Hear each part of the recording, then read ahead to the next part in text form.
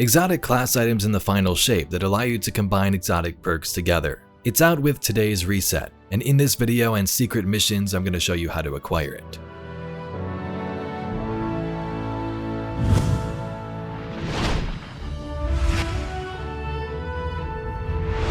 So let's talk about how to get this exotic class item. These are the ones Bungie has been talking about for a couple of months now, allowing you to combine exotic perks together. For example, the one I've got so far is Assassin's Cowl and Gerfalcons. To start this, you want to head to each patrol zone in the Pale Heart and complete an overthrow. So you see I start here in the landing. Once you complete the 3 waves and then the boss wave, text will pop up at the bottom of your screen that says a secret keeper of the Witch Queen is near. What this means is that in that patrol zone a wizard has spawned. In the landing here she'll spawn in the cave. So just go kill her and you'll be good to go for the first step. I hope history remembers us fondly for the choices we have had to make.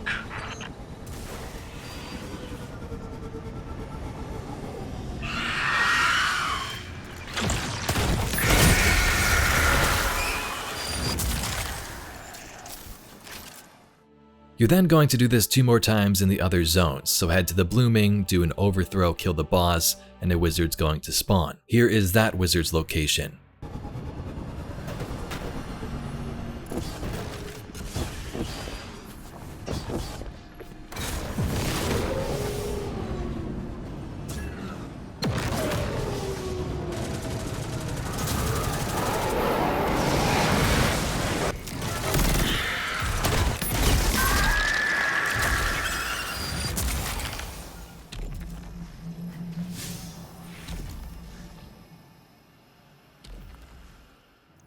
And third, in the Impasse, the same thing. Complete an overthrow, kill boss, find the wizard.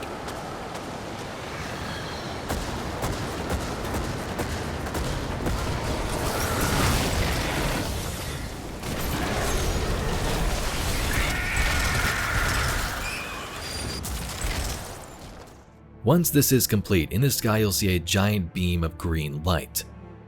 What you want to do now is head to the Refraction. You can spawn at the Blooming and then just go straight ahead off the spawn to get there.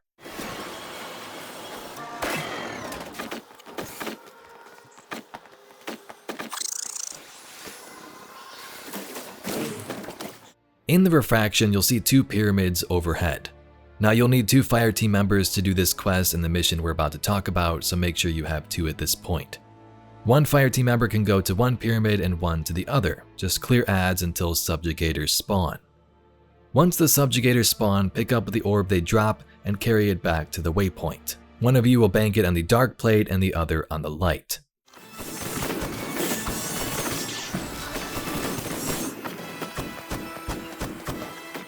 This then unlocks the Dual Destiny mission. 2 guardians enter the depths of the Pale Heart in search of power.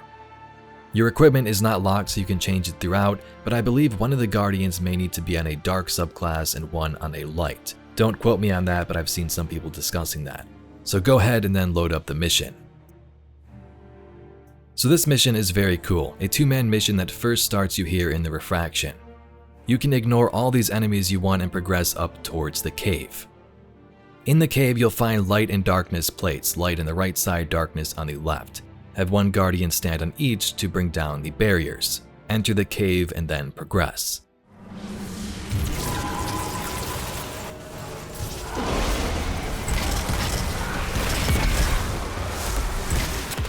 In this next room, some of the mechanics come into play. The darkness plate is up top, the light is down below, so start on your respective plates. I was light, so I stay down below, kill ads until this Centurion spawns. The dark player stays up top, does the same thing until a knight spawns of darkness. In this area, once the light player kills their Centurion, they'll drop a mote. Pick up the mote, and then in the middle you'll be able to see some pedestals with some symbols on them. At the same time, the player above you is going to see symbols in the sky, so you read out the symbols down below for them to shoot. So in my case, I saw Black Fleet and then Witch Queen. So the darkness player above will have a bunch of symbols in the sky for them to shoot. They want to shoot Black Fleet and then Witch Queen in that order. This will then teleport you to the next area. In the next room, you do the same thing, but the roles are reversed. The darkness player will kill their knight and get the symbols, while the light player kills their light enemy and shoots the symbols in the sky.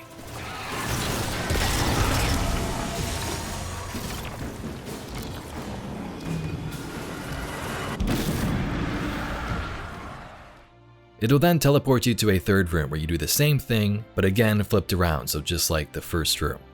Light player will kill their enemy, pick up a mote, and read the symbols, and darkness player will shoot those symbols on the other side of the room.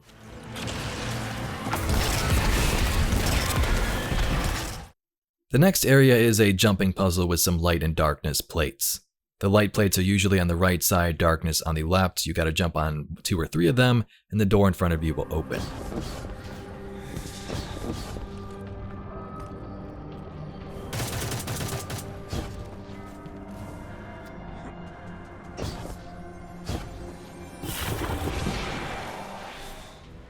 Now we come to the first boss room type area with the tormentors. We'll call this the clock room.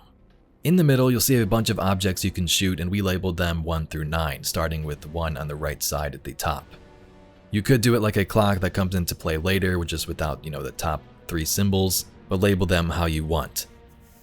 Some of these symbols are connected via the yellow lines, others are not. Each player sees something different. This looks confusing at first, but actually it's quite simple. So the first player is going to call out the 3 that are not lit up. So for me in this image you see 2, 3, and 4. The other player then reads out their symbols, maybe it'll be 5, 6, and 7. So whoever kills the tormentor and gets the buff would shoot 1, 8, and 9. So both players call out the symbols that are not lit up. You then shoot the 3 remaining symbols. You do this 3 or 4 times and the room will open. Progress, kill ads, step on plates to activate some lifts and take you to the next areas. We now are in the final boss room. A subjugator will spawn, do damage until they hit their first health gate. At that point, light and darkness enemies will spawn in the form of wizards. Each player kill their own.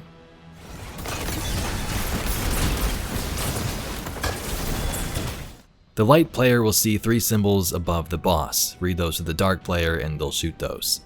So I had Tower, Black Fleet, and Hope. Once the dark players shoot those, you can continue to damage the boss.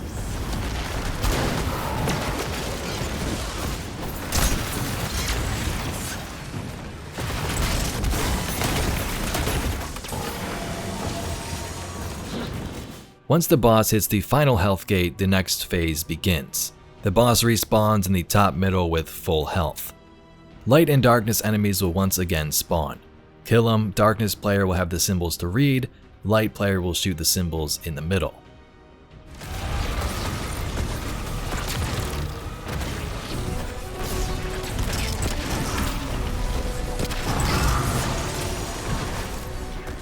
Damage the boss and then bring them down to their final health gate.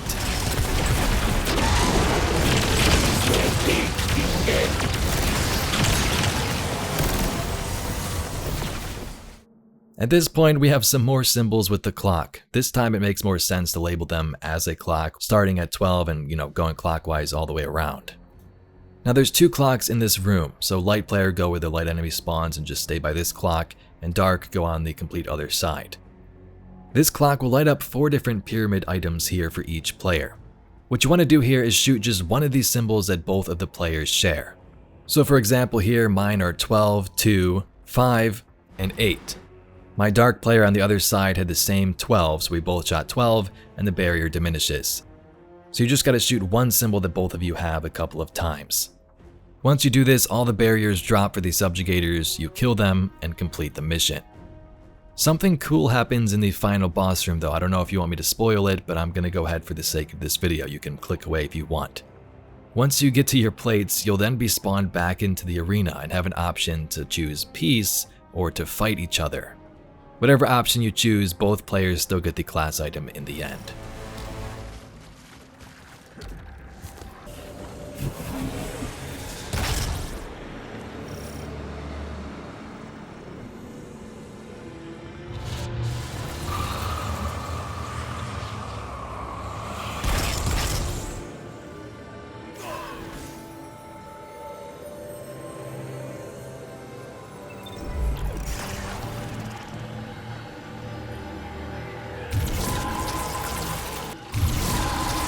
Your age-old enemy. Come at last. Your enemy. Your adversary. Your would-be killer. Trap.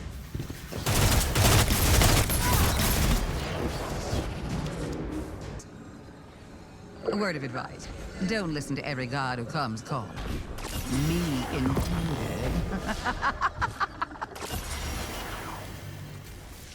Anyway, Guardians, that's all we got for today's video. If you'd like to see some more Destiny news, lore, guides like this one, please be sure to subscribe to the channel. Thank you very much for watching, and I'll catch you all in the next video.